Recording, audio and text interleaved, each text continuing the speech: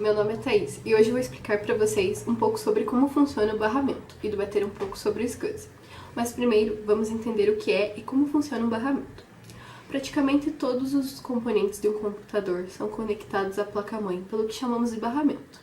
Basicamente, ele é um encaixe que cada peça necessita para funcionar corretamente. Em arquitetura de computadores, barramento é um conjunto de linhas de comunicação que permite a interligação entre dispositivos como a CPU, a memória e outros periféricos. Mas agora que você sabe um pouco sobre o que é um barramento e sua função básica, vamos falar sobre o SCSI. Como já citado, um barramento é uma tecnologia criada para permitir a comunicação entre dispositivos computacionais de maneira rápida e confiável.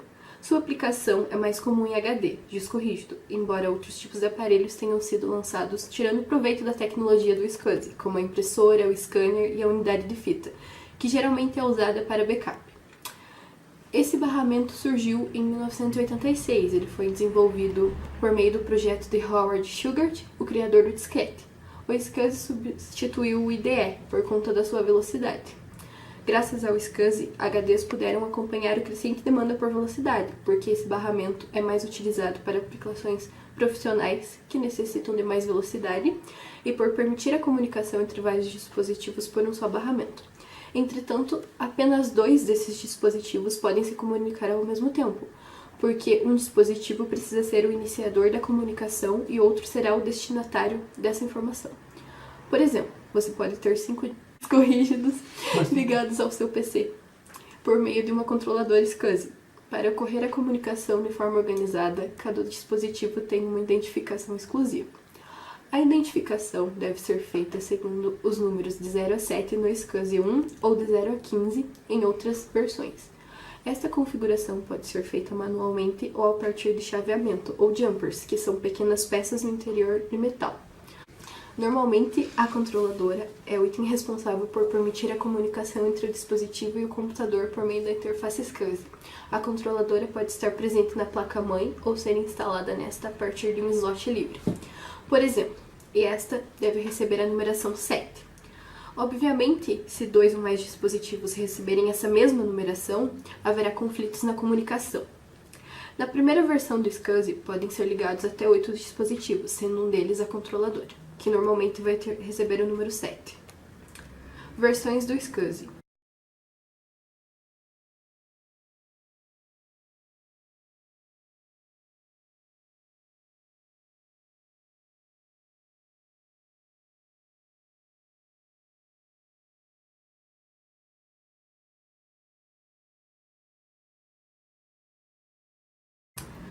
SAS. É válido frisar que o SCSI ainda conta com outras variações. Uma delas é a SAS, que pode atingir velocidade de até 6 gigabits por segundo e suporta a conexão de até 128 dispositivos.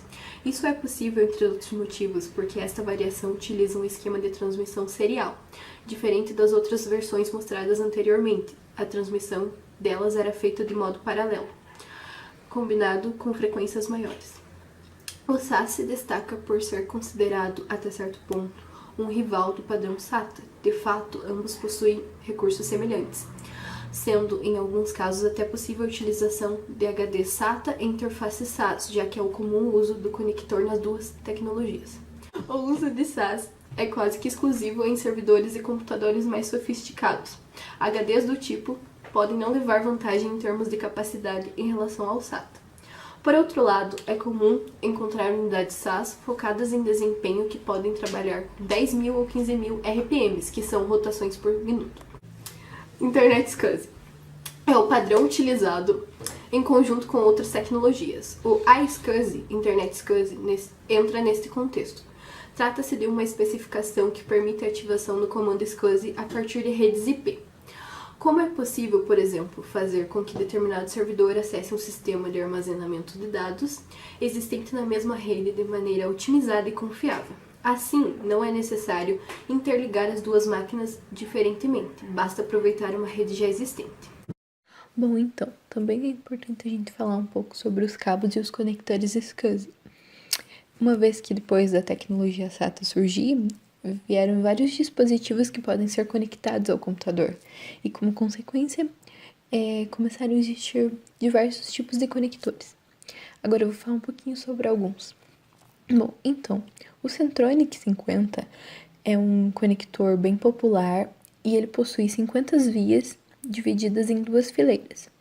Ele serve para conexão de 8 bits, como vocês podem ver nas imagens à disposição das vias divididas por fileiras. Aí também existe o HD50. Ele possui 50 pinos divididos em 2 fileiras e começou a ser utilizado a partir do SCSI 2. Ele trabalha também com a conexão de 8 bits. O HD68 é um conector de 68 vias divididos em fileiras. Ele é bastante encontrado e pode trabalhar com conexão de 16 bits. Sua utilização é comum em especificações SCSI 3. Bom, então são esses os mais importantes conectores que vocês precisam realmente, saber da existência, porque existem alguns outros que não são tão populares e nem tão usados. Por isso que eu não comentei eles aqui, mas se vocês quiserem se aprofundar no assunto, tem como vocês pesquisarem isso e saber muito melhor.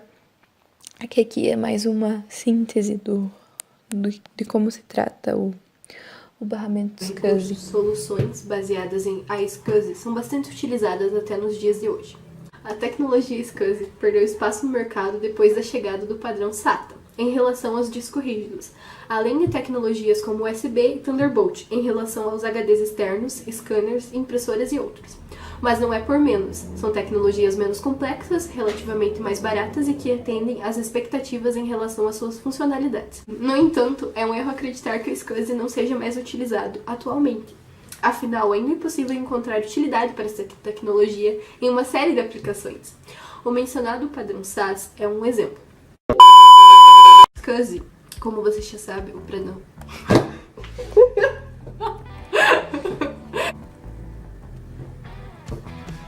Eu perdi. Vou falar essa parte. Na associação. Não, essa parte não era pra estar aí, senão apagou. Foda-se, já acabou.